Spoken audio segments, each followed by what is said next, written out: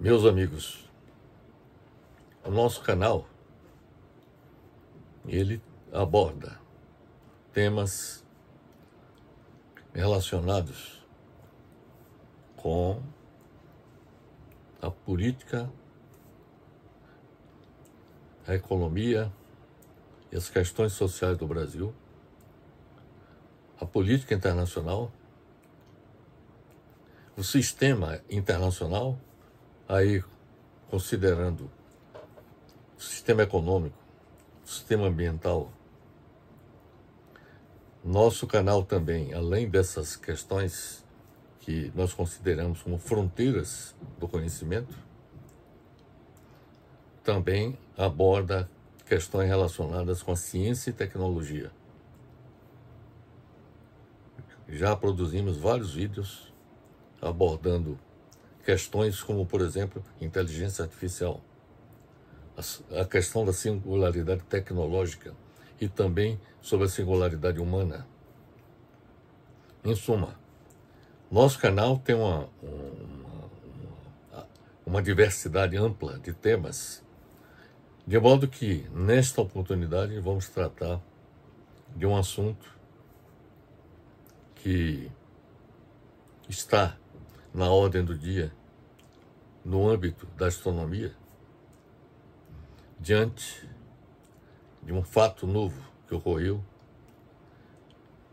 que está relacionado com as descobertas proporcionadas pelo telescópio espacial James Webb. Essas observações desse telescópio não se encaixam perfeitamente na teoria mais aceita pela comunidade científica sobre a formação e evolução do cosmos. Isto é, sobre a formação das galáxias e sobre a velocidade de expansão do universo. Parâmetro-chave para entender a dinâmica celeste de estrelas, galáxias, buracos negros, sistemas planetários e tudo mais que existe no espaço.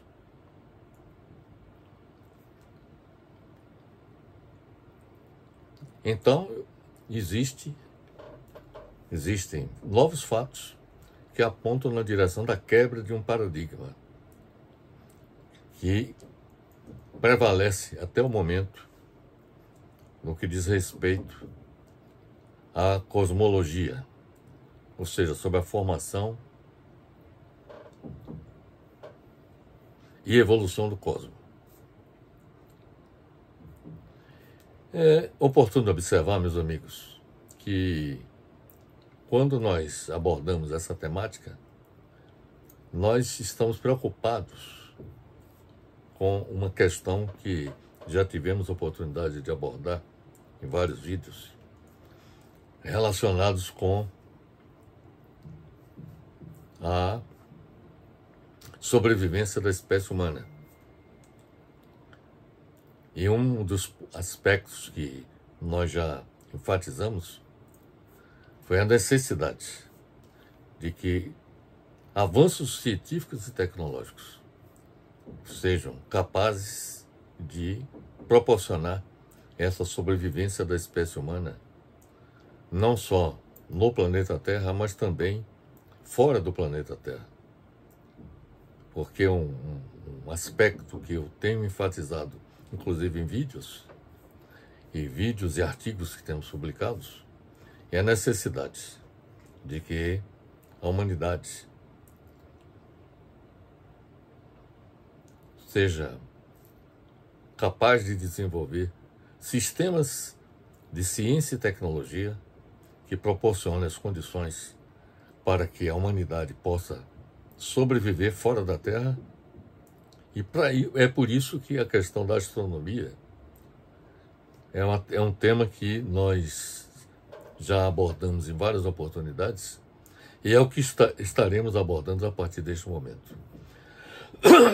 Nosso objetivo, a partir desse momento, é apresentar como as pesquisas espaciais são realizadas em busca da verdade científica em astronomia, que é a ciência que estuda os corpos celestes e o universo. além da atmosfera terrestre, bem como mostrar a necessidade de que o modelo cosmológico padrão atual seja substituído por outro modelo cosmológico, porque os dados do telescópio espacial James Webb não se encaixam perfeitamente na teoria mais aceita pela comunidade científica sobre a formação e evolução do cosmos. Então, essa é a temática que pretendemos abordar a partir desse momento. A nossa apresentação ela vai constar de várias partes. A primeira, nós vamos mostrar como se realiza a busca da verdade científica, em particular no campo da astronomia. No segundo bloco, nós trataremos do uso da matemática na astronomia. A matemática tem sido, digamos assim, o instrumento através da qual a humanidade tem procurado refletir os fenômenos da natureza numa linguagem matemática. É por isso que trataremos, no caso desse segundo bloco, do uso da matemática na astronomia. O terceiro bloco, que nós iremos apresentar, abordará as pesquisas espaciais na busca do conhecimento sobre o universo, o que tem sido realizado na busca do conhecimento sobre o universo. E como já lhes disse, isso tem uma importância fundamental no sentido de assegurar a sobrevivência da espécie humana. Haja vista que nosso planeta também tem um prazo de validade. A existência do planeta Terra também tem um prazo de validade no sentido de que o seu desaparecimento deverá ocorrer dentro de alguns bilhões de anos, provavelmente dentro de 2 a 3 bilhões de anos. E para que a espécie humana se perpetue, sobreviva a esse evento catastrófico, que é o fim do planeta Terra, é necessário que sejam criadas as condições para que a humanidade possa habitar planetas situados ou no sistema solar ou fora dele. Então, no terceiro bloco, nós vamos tratar das pesquisas espaciais em busca do conhecimento sobre o universo. E o quarto bloco, nós vamos tratar das conclusões relacionadas com essa abordagem que estamos fazendo a partir desse momento. Bem, como já lhes disse, no primeiro bloco, nós vamos tratar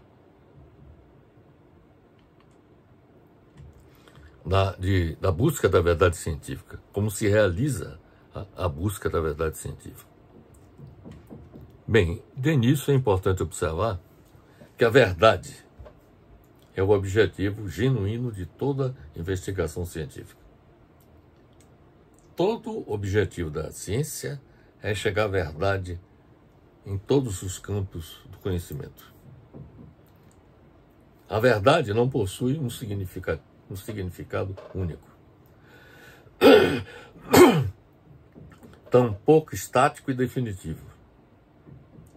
Quer dizer, as verdades não têm um significado único, nem tampouco é estático e definitivo, sendo influenciada por inúmeros fatores, como é o caso da formação e evolução do cosmos, colocado em xeque pelas observações no telescópio James Webb, que nós vamos abordar mais adiante.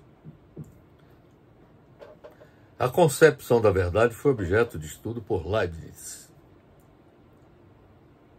um grande pensador, cientista alemão, entre outros grandes cientistas.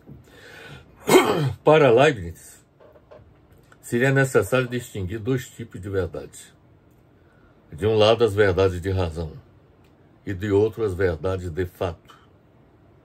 As verdades de razão enunciam que uma coisa é necessariamente e universalmente, não podendo ser diferente do que é, tal como as ideias matemáticas, sendo inatas. Essas são as verdades de razão. As verdades de fato, ao contrário, são aquelas que dependem de quê? Da experiência, expressão de ideias obtidas através de sensações, percepção e memória, sendo, portanto, empíricas, ou seja, resultado da experiência. Segundo Leibniz, a relação entre verdades de razão e de fato, julgadas pela racionalização das informações, permite conhecer a verdade. E um grande matemático, físico e filósofo da ciência francês, que é Henri Poincaré, como também Albert Einstein, físico, teórico alemão, os dois, Henri Poincaré e Albert Einstein, apesar das significativas divergências de suas respectivas filosofias do conhecimento científico, tinham em comum a convicção, observe bem para isso, de que as ideias científicas, na elaboração das teorias físicas e matemáticas, são construções livres do pensamento. Na opinião dos dois, as ideias são construções livres do pensamento. Neste sentido, entendiam que elas não são induzidas de maneira lógica e unívoca, necessária e compulsória a partir dos dados da experiência. Então, uma observação que os dois fazem é que a verdade científica, as ideias científicas, elas não nascem da experiência, apenas da experiência, mas surge também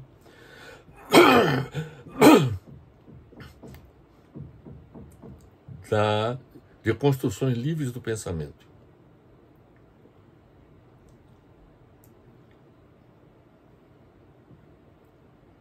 E além disso, eles afirmam que elas não estão inscritas numa estrutura inata ou a priori do pensamento.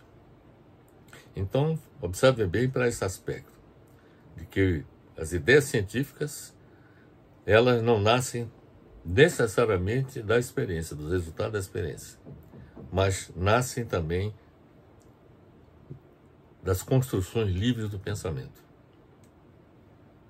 É nesse espaço de liberdade que entra a ideia da criação do trabalho científico, que conduz à descoberta, ou seja, a descoberta científica.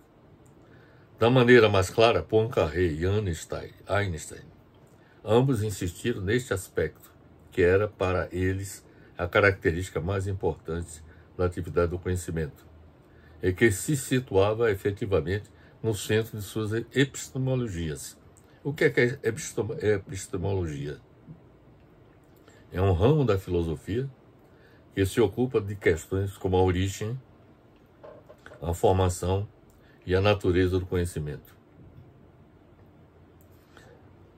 Quando nós colocamos essas visões do Henri Poincaré e Albert Einstein, em que eles falam que as ideias científicas, elas podem nascer ou a partir da experiência, dados da experiência, mas também de construções livres do pensamento.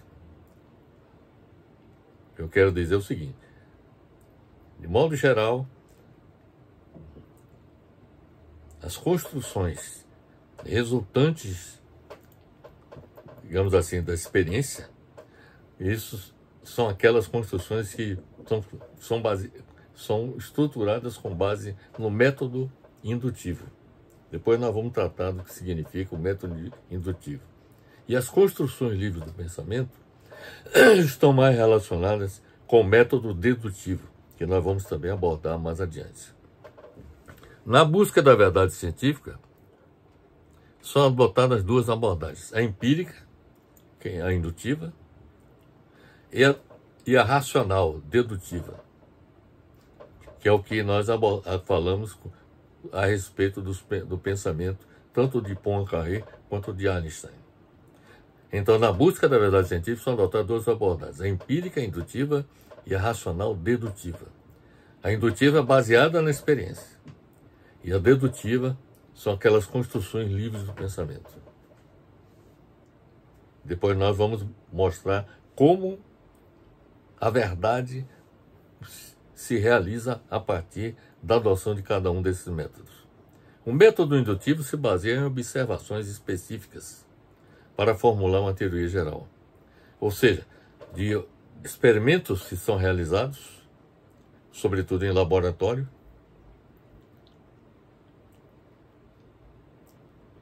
esses experimentos, na medida em que eles são repetidos e, digamos assim, os resultados são os mesmos, a partir disso se chega à conclusão que se pode concluir, pode formular uma teoria geral a respeito daquela experiência. Enquanto isso com relação ao método indutivo, que é baseado na experiência. Enquanto o método dedutivo parte de premissas gerais. Eu falei da construção livre do pensamento. Parte de premissas gerais para chegar a conclusões específicas. Ou seja, do pensamento geral se chega a, digamos assim, a conclusões específicas sobre uma determinada teoria a respeito de verdades nos vários campos do conhecimento. Sobre a questão do método indutivo e dedutivo, eu gostaria de observar que na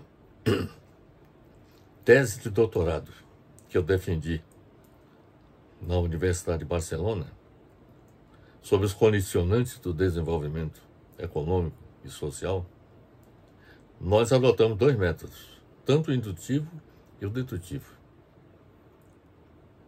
Nós partimos do método dedutivo formulando uma hipótese sobre a partir do conhecimento que nós tínhamos,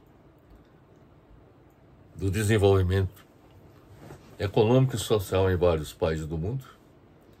Nós, então, colocamos hipóteses que contribuiriam para que esse desenvolvimento econômico e social acontecesse.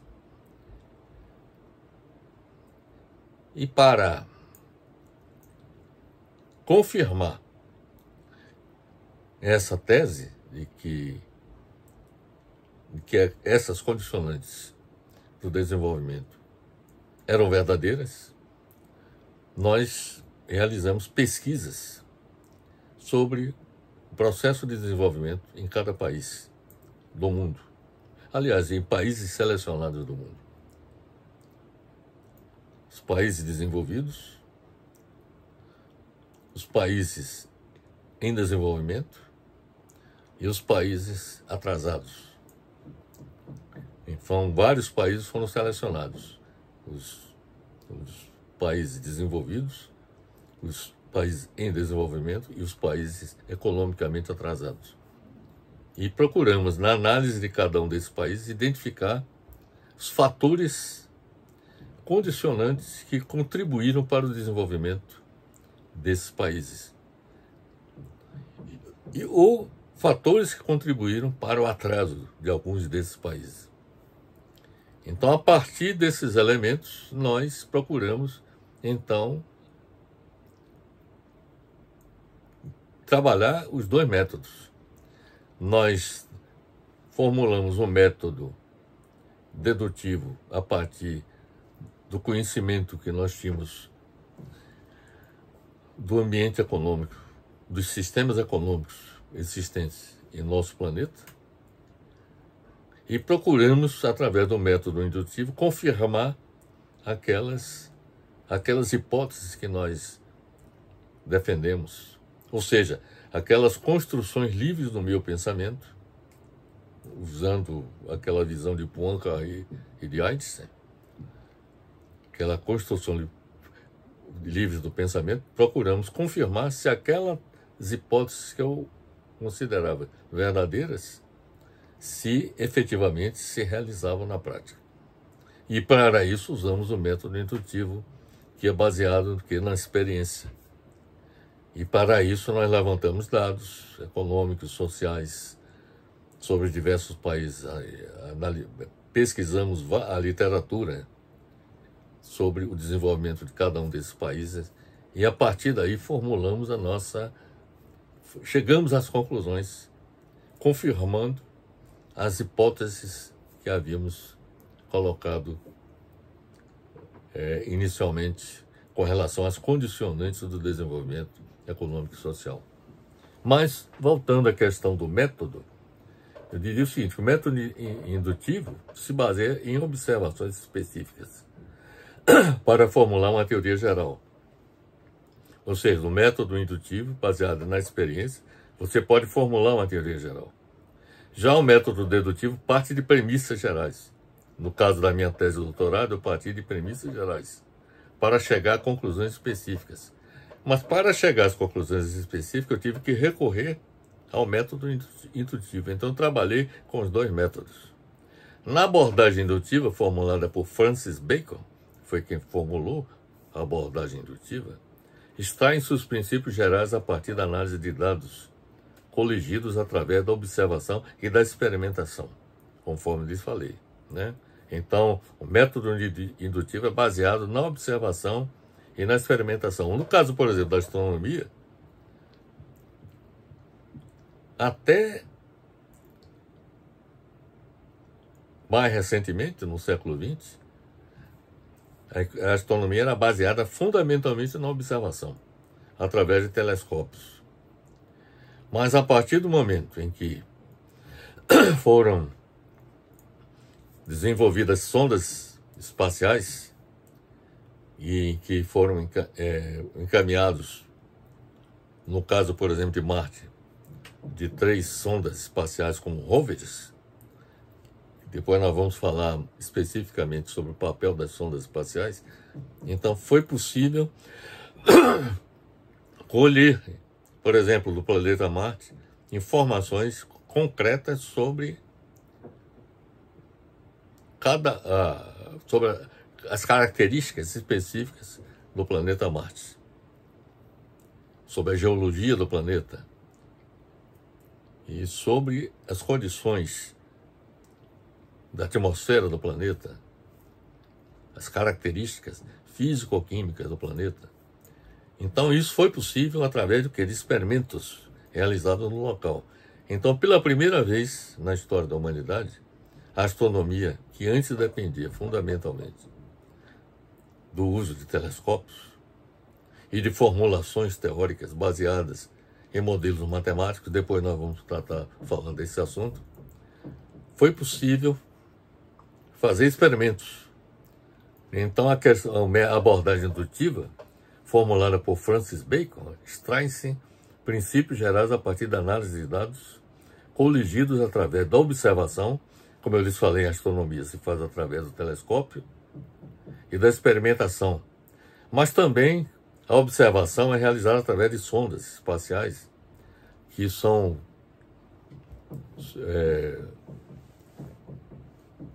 sondas que, ao invés de aterrissarem no solo de luas ou planetas do sistema solar, ficam circulando no espaço ao redor de cada uma dessas luas e planetas. E com o uso da telemetria se obtém dados sem que necessariamente tenha que descer até o solo das luas ou dos planetas. Então, essa observação ela pode ser feita através desse mecanismo, como também com o uso de telescópios. Já a experimentação já envolve você colocar em cada planeta equipamentos como rovers, que extrai, inclusive, material e faz experimentos no próprio local para analisar as características físico-químicas do planeta. Já o método dedutivo, formulado por René Descartes, é uma abordagem lógica que parte de premissas gerais para chegar a conclusões específicas. Por exemplo, nós, no caso da defesa da minha tese de doutorado, nós estabelecemos premissas gerais para chegar a conclusões específicas. Nós chegamos a essas conclusões que foram testadas a partir de dados coligidos da experiência de vários países selecionados que nós consideramos. Utilizando o raciocínio lógico para inferir informações a partir de princípios mais abrangentes. As realizações científicas dos tempos modernos tiveram origem na habilidosa sincronização dos métodos indutivo e dedutivo.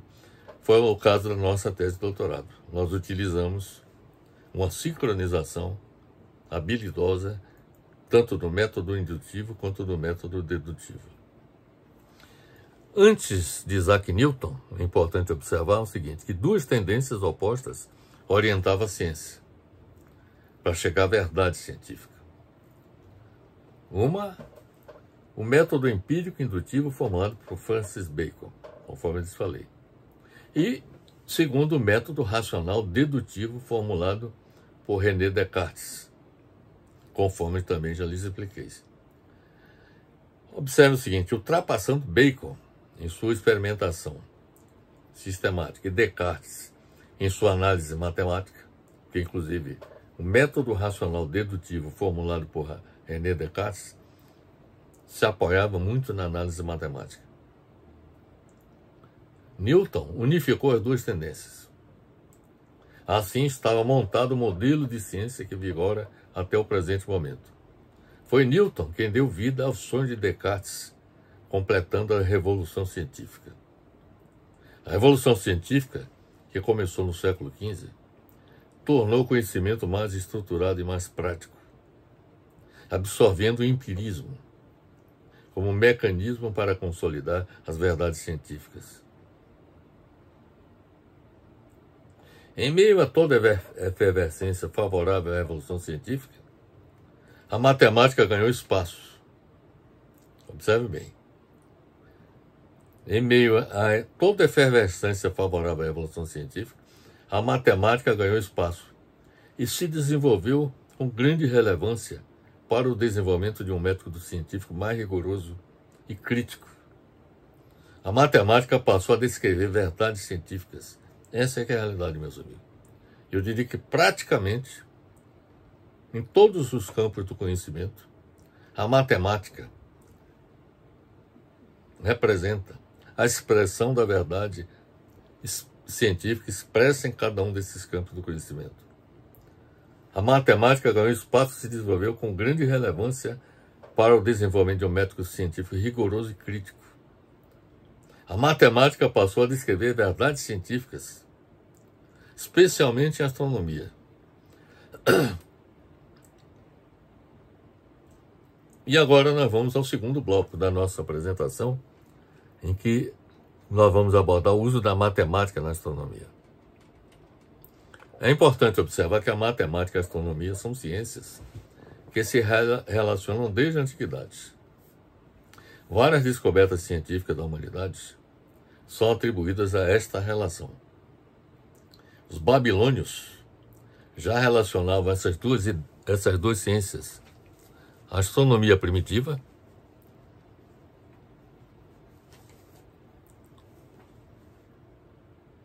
estudada pelos babilônios, possibilitou a criação da trigonometria esférica. Quer dizer, ao estudar a esfera, se desenvolveu uma trigonometria relacionada com a esfera. Os gregos interpretavam a astronomia como uma parte da matemática. Sobre a questão da trigonometria esférica, é importante observar a importância do desenvolvimento da trigonometria de uma esfera, porque os planetas, as estrelas, as luas, dos planetas, todas têm o formato esférico. De modo que o desenvolvimento de uma trigonometria esférica se tornou extremamente importante no sentido do estudo da astronomia. Os gregos interpretavam a astronomia como uma parte da matemática. Observe bem para isso. A astronomia era considerada uma parte da matemática. E foram eles os responsáveis pela criação dos modelos geométricos, que se baseavam na cosmologia e na aritmética. A astronomia é considerada a ciência que estuda a evolução e a formação dos corpos celestes, ou seja, astros que se encontram no espaço sideral, como planetas, estrelas, galáxias, entre outros. Já a matemática é a ciência que estuda o raciocínio lógico e abstrato, relacionando a números e formas geométricas. A matemática modela a realidade e a descreve. Ou seja, com a ajuda da matemática foi possível descobrir, quantificar e sistematizar padrões como as 4 estações do ano, os 12 meses do ano, as 24 horas do dia, entre muitas outras descobertas científicas, com o uso da matemática. A matemática, ela está presente praticamente em tudo. Todos os avanços científicos, a existência dos smartphones, dos equipamentos como aeronaves, navios, os grandes arranha-céus que estão presentes nas grandes cidades do mundo, os meios de transporte, como, por exemplo, os trens, as ferrovias, tudo isso é produto do uso da matemática. Sem a matemática, não existiria nada disso que está presente em nossas vidas. Isso é importante observar.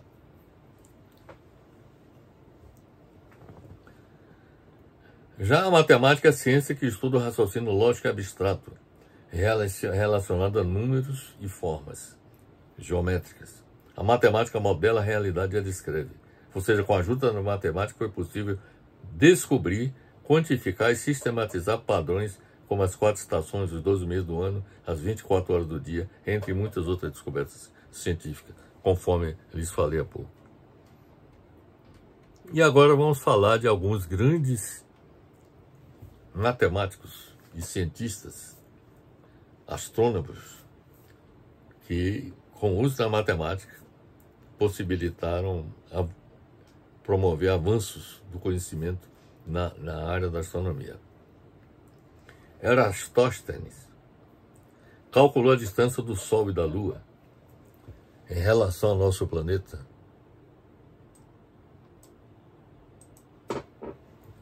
e dimensionou o diâmetro do planeta Terra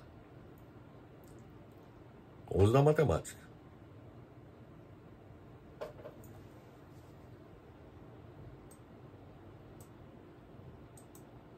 Nicolau Copérnico, considerado o pai da astronomia moderna, era matemático e astrônomo. É o autor da teoria heliocêntrica do Sistema Solar. Foi ele que colocou por terra a tese de Ptolomeu, que considerava a Terra no centro do universo. Já o Copérnico já considerava o Sol no centro do Sistema Solar. A ele é atribuída a descoberta do movimento de rotação e de translação, com o uso da matemática.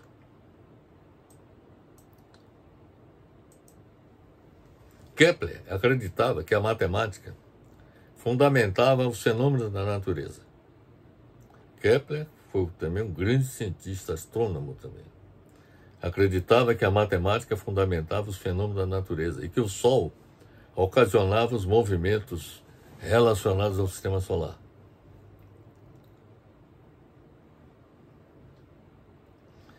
Galileu Galilei, que é o pai da ciência moderna, afirmou que a matemática era a linguagem em que o livro da natureza está escrito. Veja bem o que Galileu falou. Isaac Newton conseguiu criar leis que são utilizadas em nossa realidade por meio das equações diferenciais, que é matemática, como é o caso da lei da gravitação universal.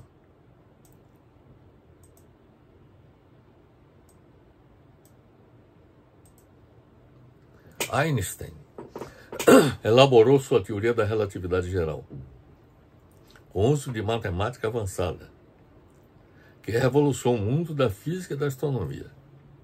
A evolução da astronomia e da matemática proporcionou descobertas relacionadas à astronomia e esta promoveu avanços também na matemática. Então houve uma rua de mão dupla. A matemática ajudou no avanço da astronomia e vice-versa.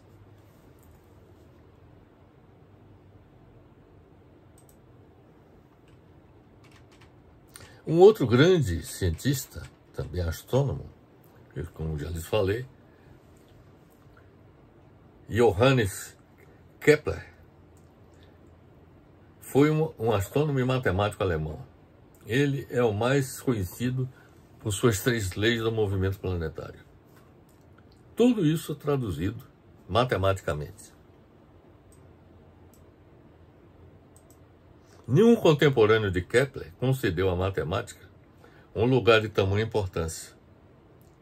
Se para Galileu a matemática era a linguagem que o livro da natureza está escrito, para Kepler a própria natureza era formada conforme as leis matemáticas. Kepler foi o criador da nova astronomia, que se basearia em estudos matemáticos e astronômicos. Então, astronomia e matemática estão intrinsecamente ligados. Isaac Newton elaborou a teoria da gravitação universal.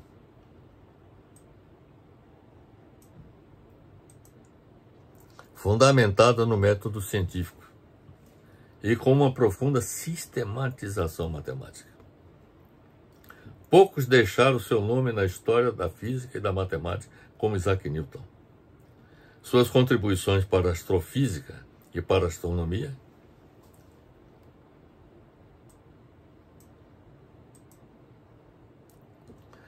de maneira geral são notáveis. O legado de Newton inclui a lei da gravitação universal,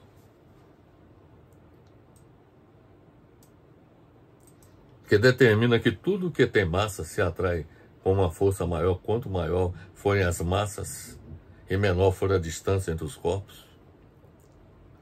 Newton descobriu ainda que a luz branca se decompõe em várias cores do espectro visível, o que é a base para a espectroscopia e com a qual é possível analisar a composição da luz dos objetos no espaço que chega aos telescópios. Por exemplo, os telescópios funcionam na base da espectroscopia, e com a qual é possível analisar a composição da luz dos objetos no espaço que chega aos telescópios, conhecendo assim várias informações como a composição química, temperatura e movimento das estrelas. Se faz através da espectroscopia. Pelo menos 80% do que conhecemos hoje sobre o universo vem da espectroscopia, o que é muita coisa, né?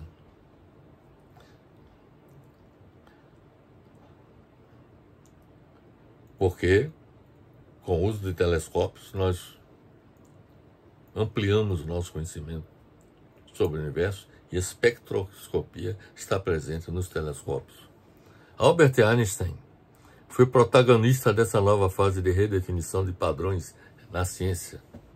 Suas ideias modificaram profundamente o entendimento da natureza, em especial a forma como entendemos a atração gravitacional, profundamente reformulada com a proposta de entendê-la como um fenômeno geométrico e não como uma força, conforme interpretava Newton. Einstein interpretava a atração gravitacional como um fenômeno geométrico, diferentemente de Newton, que entendia como uma força. Para Einstein, era preciso que suas ideias sobre a física pudessem ser materializadas com um modelo matemático. E esse modelo era fornecido pela geometria não euclidiana. Ou seja, se desenvolveu uma nova... Se utilizou de uma geometria não euclidiana, ou seja, que não era a geometria produzida, formulada por Euclides, da Grécia. Se desenvolveu uma nova geometria, a geometria não euclidiana, para que esse modelo matemático pudesse ser utilizado por Einstein.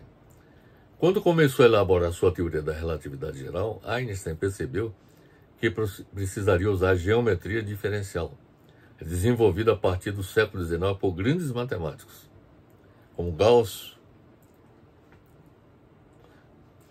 Bolyai, Lobachevsky, Riemann, Ritchie, Lev-Civita, Christoffel e muitos outros. Einstein destacou que sua teoria da relatividade geral foi elaborada com base no trabalho de Gauss e Riemann, gigantes do mundo matemático. Mas ele também se baseou no trabalho de figuras destacadas da física, como Maxwell e Lorentz, e no trabalho de pesquisadores menos conhecidos, particularmente Grossman, Besson, Freundlich, Kotler, Nordstrom e Fokker. Einstein, em seu trabalho, explica a matemática que sustenta ideias como tempo, espaço, gravidade ou buracos negros. Então, meus amigos, são essas as observações que teríamos a fazer com relação à aplicação da matemática na astronomia. Dá para perceber a importância da matemática na astronomia. Mas não apenas na astronomia, em todos os campos da ciência. A matemática está presente. Ela expressa verdades científicas que estão presentes em todas as áreas do conhecimento. Terceiro bloco que nós vamos abordar trata das pesquisas espaciais na busca do conhecimento sobre o universo. Em astronomia, é importante observar que realizam-se tanto projetos observacionais, como, por exemplo, com a utilização de telescópios e até mesmo de sondas espaciais, que são utilizados, que procuram, através da telemetria, conhecer luas e planetas, sem que necessariamente tenha que atingir o solo de cada um desses corpos celestes. Mas, como eu disse, em astronomia realizam tantos projetos observacionais, e a base desses são os telescópios que estão existentes aqui no planeta Terra, mas também telescópios espaciais, que são lançados no espaço para que tenha uma visão mais acurada do universo. E além dos projetos observacionais, tem também o desenvolvimento de modelos teóricos e numéricos. E aí, claro, com base baseado na matemática, que abrange uma extensa gama de estudos do sistema solar, no universo em grande escala, incluindo as estrelas e o meio interestelar, a Via Láctea e outras galáxias e aglomerados de galáxias. Então, existem, como já disse, modelos teóricos e numéricos baseados na matemática, que procuram entender o funcionamento do sistema solar, incluindo, além disso, as estrelas, a Via Láctea, outras galáxias e aglomerados de galáxias no universo. São 8 os campos da astronomia. É importante observar que existem 8 campos na astronomia que possibilita promover esses avanços no conhecimento. O primeiro campo da astronomia é a astrometria, que envolve cálculos precisos dos movimentos do Sol, da Lua e dos planetas. Também inclui previsões de eclipses solares e lunares e chuvas de meteoros. Há ainda a geoplanetologia, um campo relativamente novo que foca na descoberta e caracterização de planetas fora do sistema solar, ou seja, são chamados exoplanetas. O segundo campo da astronomia diz respeito à astronomia planetária,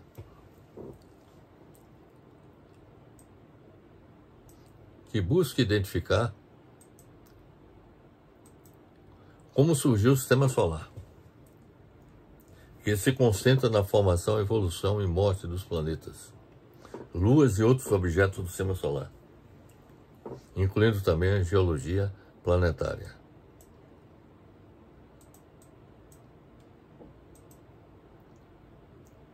O terceiro campo da astronomia diz respeito à astrofísica, que aplica as leis e teoria da física às observações astronômicas, como uma tentativa de entender o mecanismo por trás de como o universo foi criado e como ele evoluiu e irá evoluir.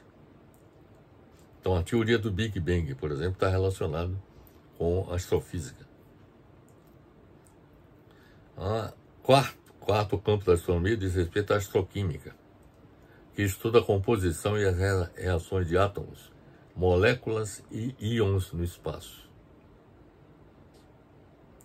O quinto campo da astronomia diz respeito à astrobiologia, que estuda a vida fora da Terra.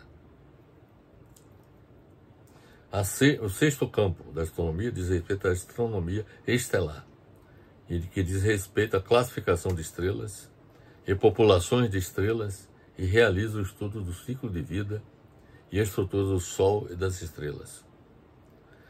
O sétimo campo da astronomia diz respeito à astronomia galáctica, que estuda a nossa galáxia, a Via Láctea, enquanto observa fora dela para determinar como esses grupos de estrelas se formam, mudam e morrem. E, finalmente, o último campo da astronomia diz respeito à cosmologia, que estuda a origem e a natureza do universo, cujo conceito-chave é a teoria do Big Bang, a explicação mais amplamente aceita de como o universo começou. A cosmologia também inclui assuntos puramente teóricos, incluindo teoria das cordas, matéria escura e energia escura, e a noção de universos múltiplos ou paralelos. Então, são esses os campos da astronomia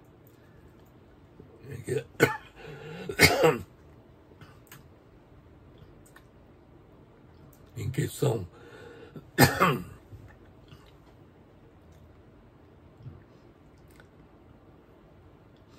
são realizadas pesquisas aprofundadas sobre os fenômenos astronômicos. São inúmeras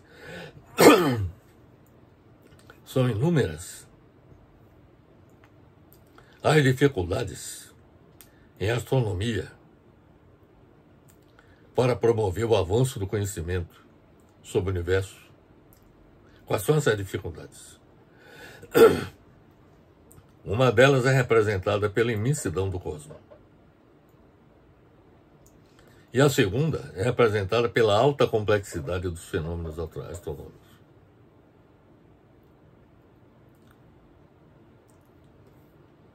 Então, a imensidão do cosmos e a alta complexidade dos fenômenos astronômicos são as grandes dificuldades que existem em astronomia para promover o avanço do conhecimento sobre o universo. O telescópio de Galileu foi o primeiro instrumento utilizado pela humanidade na realização de observações sobre o universo a partir da Terra, que evoluiu extraordinariamente. Foram implantados vários telescópios no planeta Terra e também telescópios espaciais, como o Hubble e o telescópio James Webb, que possibilitaram o avanço do conhecimento cada vez maiores sobre o universo. Este avanço do conhecimento sobre o universo foi proporcionado também por sondas espaciais. Já lhes falei sobre as sondas espaciais, que são lançadas no espaço por meio de foguetes. as quais são naves não tripuladas, que são enviadas para o espaço a fim de coletar informações sobre planetas, luas, asteroides, cometas e outros objetos do sistema solar e fora dele. As sondas espaciais criaram as condições para que a pesquisa em astronomia não se baseasse apenas em observações com uso de telescópios, como se fazia anteriormente. O supertelescópio James Webb,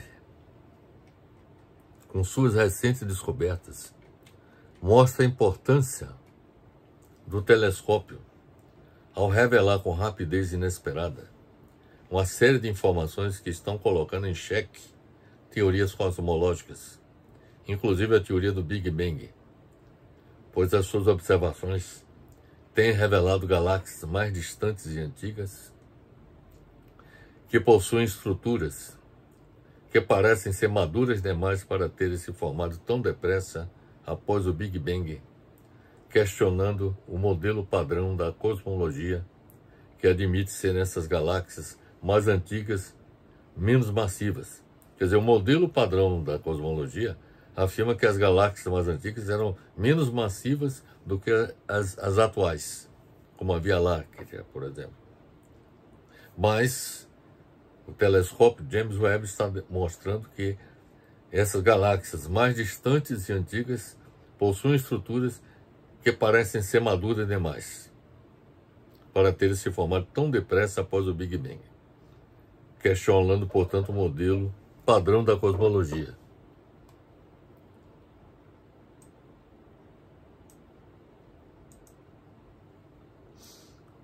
O problema surgiu quando o telescópio James Webb, logo nas primeiras observações, encontrou galáxias maiores do que o previsto e, portanto, com idades muito maiores do que a teoria do Big Bang pressupõe. Trata-se, portanto, de uma questão que precisa ser enfrentada para se chegar à verdade científica a respeito da formação do universo. E é uma questão que precisa ser enfrentada, que é de comprovar a validade do modelo padrão da cosmologia, ou de formular um novo modelo a partir das observações do telescópio James Webb. Observações do telescópio James Webb acirram um debate sobre a formação de galáxias e a velocidade de expansão do universo. São esses dois problemas fundamentais que o telescópio James Webb coloca. Primeiro, a formação das galáxias e, segundo, a velocidade de expansão do universo. Um artigo que foi produzido pela... Vou ver aqui... pela revista de pesquisa da FAPESP, apresentado, dados do James Webb desafiam a cosmologia, foi elaborado por Marcos Pivetta, na revista, e foi publicado na revista Pesquisa FAPESP.br.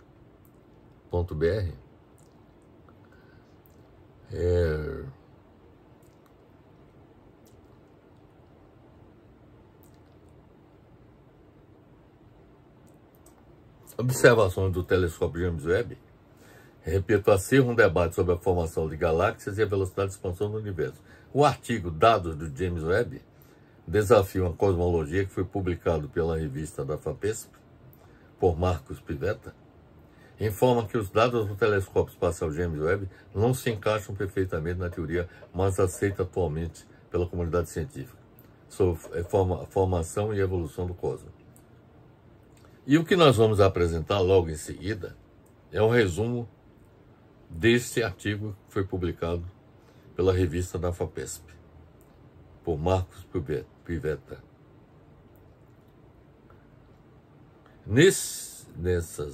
No que nós vamos apresentar logo em seguida, nós vamos resumir o texto deste artigo.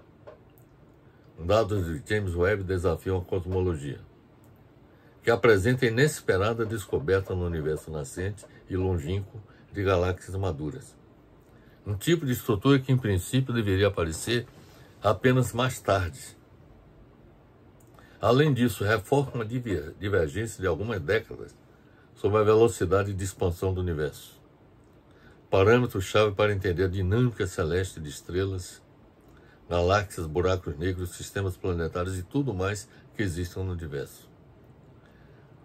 Neste artigo que há pouco eu citei, informa que um artigo publicado pela revista científica Nature deu conta da provável descoberta de 6 galáxias totalmente formadas quando o universo ainda estava em sua infância e tinha apenas 5% do seu tempo de vida atual.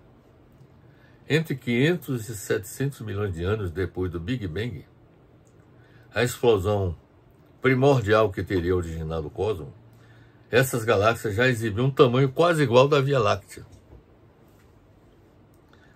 Isso foi uma surpresa para muitos cientistas. Esses objetos são muito mais massivos do que qualquer um esperava que fosse. Havia expectativa de encontrar apenas galáxias bebês, pequenas e jovens, nesse período. Mas foram descobertas galáxias tão maduras como a nossa, no que anteriormente se entendia o alvorecer do universo. Nunca galáxias tão desenvolvidas que parecem se encontrar fora de seu tempo e espaço habituais tinham sido observadas na infância do universo. A existência dessas galáxias, formadas pouco tempo depois do Big Bang, foi uma surpresa. Neste artigo que eu citei, publicado pela revista da FAPESP, este artigo informa ainda que, se não é fácil explicar a existência das 6 galáxias precocemente desenvolvidas nos primórdios do universo, mais difícil ainda é conciliar uma divergência de quase 9% entre os 2 valores atuais obtidos por 2 métodos distintos para a taxa de expansão do universo. Esse parâmetro é denominado constante de Hubble. Havia expectativa de que o telescópio espacial James Webb, com sua enorme capacidade observacional, pusesse fim a essa discrepância, apelidada de tensão de Hubble. Isso não ocorreu até agora. Se ela não for resolvida, talvez seja preciso pensar em uma nova física. Essa é a opinião do autor desse artigo, publicado pela revista FAPESP, Marcos Pivetta. Na opinião dele, se ela não for resolvida, talvez seja preciso pensar em uma nova física. Em alterar o modelo cosmológico padrão. O que esses novos dados não explicam ainda é porque o universo está se expandindo tão rapidamente. Isso pode indicar uma necessidade de mudar o modelo cosmológico padrão. Karl Popper,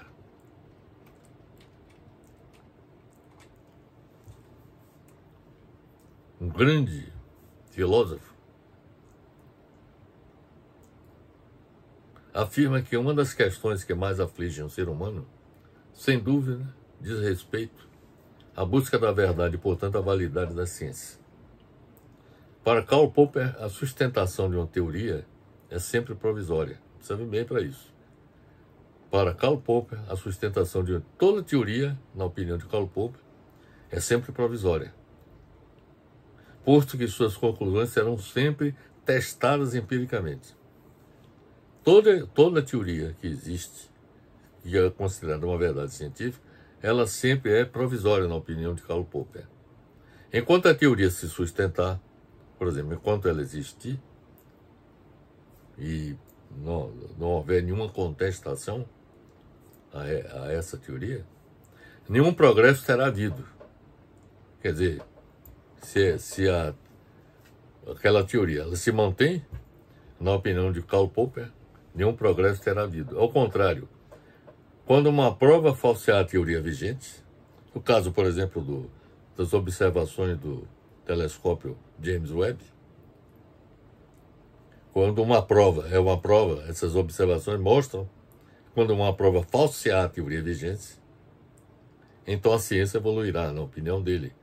Por exemplo, na opinião do Popper, essa colocação em xeque do modelo cosmológico padrão, que está colocado em xeque, poderá contribuir para que a ciência evolua. Popper afirma que uma teoria será mais válida quanto mais for falseável. Ou seja, quanto mais existirem possibilidades de ser falseada, e mesmo assim ela continuar respondendo aos problemas científicos. Quer dizer, em outras palavras, o que o Popper quer dizer é o seguinte: quanto mais ela for testada e ela se manter verdadeira,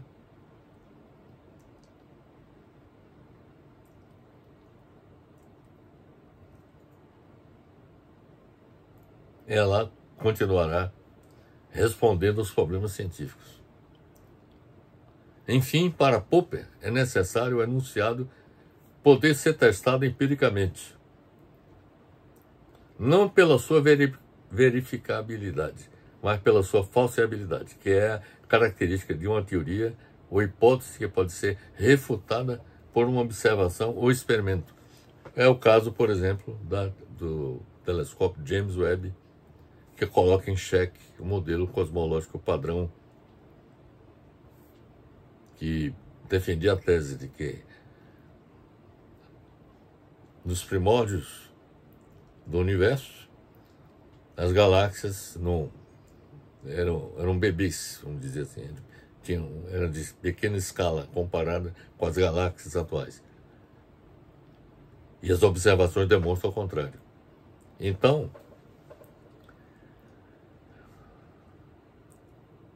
para Popper, é necessário o enunciado poder ser testado empiricamente, não pela sua verificabilidade, mas pela sua falseabilidade, que é a característica de uma teoria ou hipótese que pode ser refutada por uma observação ou experimento. As teorias que não comprovam sua validade devem ser eliminadas, essa é a tese de Popper, e substituídas por outras conjecturas especulativas. Este é o desafio que está sendo posto para os astrônomos de todo o mundo.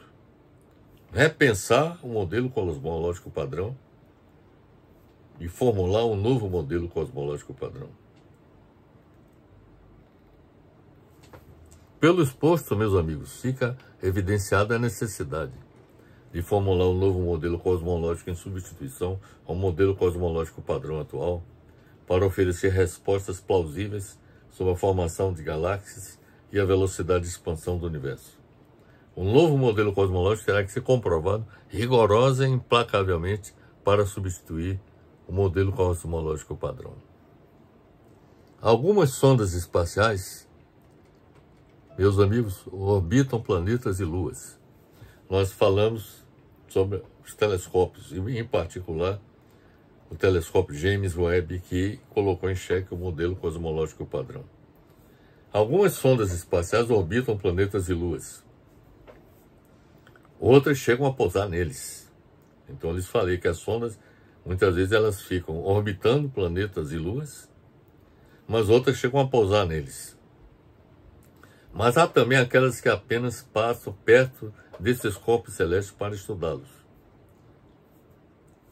Normalmente, as sondas têm recursos de telemetria, que permitem estudar a distância em relação ao corpo celeste, suas características físico-químicas, tirar fotografias e, por vezes, também realizar e também caracterizar o seu meio ambiente. Algumas sondas espaciais, como landers ou rovers, pousam na superfície dos corpos celestes para estudo de sua geologia e do seu clima. Rover, meus amigos, designa um veículo de exploração espacial projetado para mover-se na superfície de um planeta ou de outro corpo celeste. Alguns deles foram projetados para transportar membros da tripulação de uma missão espacial tripulada, e outros são parcial ou totalmente construídos como robôs autônomos. Os rovers que estão sendo utilizados até o momento são todos eles robôs autônomos. Os rovers são projetados com características de veículos para operar em todo tipo de terreno.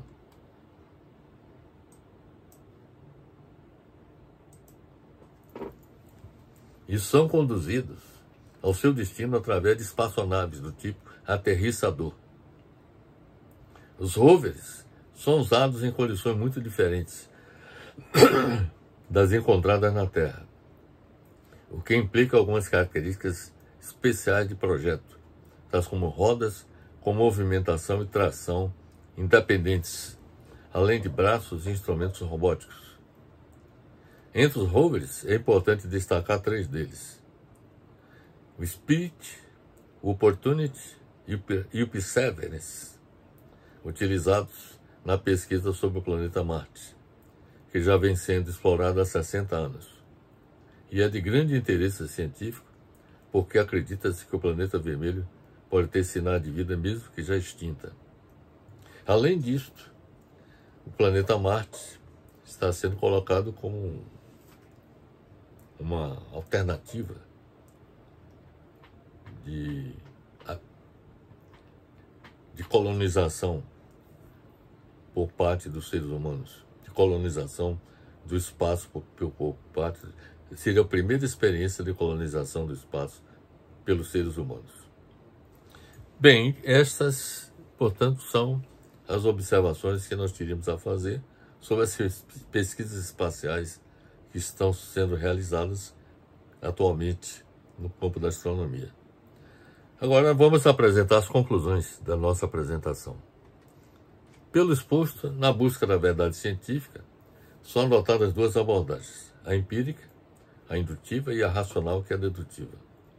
O método indutivo se baseia em observações específicas para formular uma teoria geral, enquanto o método dedutivo parte de premissas gerais para chegar a conclusões específicas.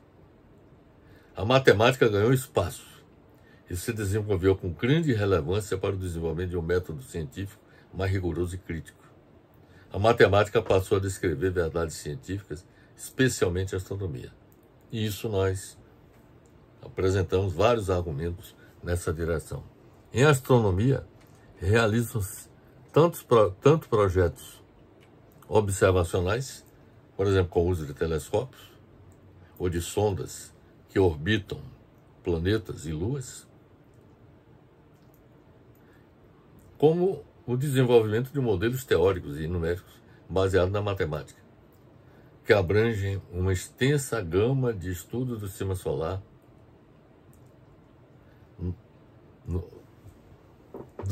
do sistema solar ao universo em grande escala, incluindo as estrelas e o meio interestelar, a Via Láctea e as outras galáxias e aglomerados de galáxias. São inúmeras as dificuldades em astronomia para promover o avanço do conhecimento sobre o universo, representadas pela imensidão do cosmos e pela alta complexidade dos fenômenos astronômicos. O supertelescópio James Webb, com suas recentes descobertas, mostra a importância do telescópio, ao revelar com rapidez inesperada uma série de informações que estão colocando em xeque teorias cosmológicas, inclusive a teoria do Big Bang, pois as suas observações têm revelado galáxias mais distantes e antigas do que o previsto pelo modelo cosmológico padrão, que parecem ser maduras demais para terem se formado tão depressa após o Big Bang, colocando em xeque o modelo padrão da cosmologia, que admitem ser essas galáxias mais antigas, menos massivas. Observações do telescópio James Webb acirram debates sobre a formação de galáxias e a velocidade de expansão do universo. Fica evidenciada, portanto, meus amigos, a necessidade de formular um novo modelo cosmológico em substituição ao modelo cosmológico padrão atual, para oferecer respostas plausíveis sobre a formação de galáxias e a velocidade de expansão do universo. O novo modelo cosmológico terá que ser comprovado rigorosa e implacavelmente para substituir o modelo cosmológico padrão. Estas são, portanto, meus amigos, as considerações que eu teria a fazer. Mas antes de finalizar, é importante que eu lhes apresente as fontes que serviram de base para a nossa apresentação. Nós nos apoiamos em várias publicações, a começar por uma publicação de nossa autoria, que tem como título Ciência e Verdade, que foi publicado no site do academia.edu. Pesquisamos a obra de Descartes, René Descartes, O Discurso no Método, que foi publicado pela LIPM Pocket em 2004. Analisamos também uma publicação de Annie Rooney, História da Matemática, que foi publicada pela M-Books de São Paulo em 2012. Analisamos também o artigo O que é Astronomia e como funciona o estudo do espaço. E essa foi uma publicação de Murilo Tugnoli.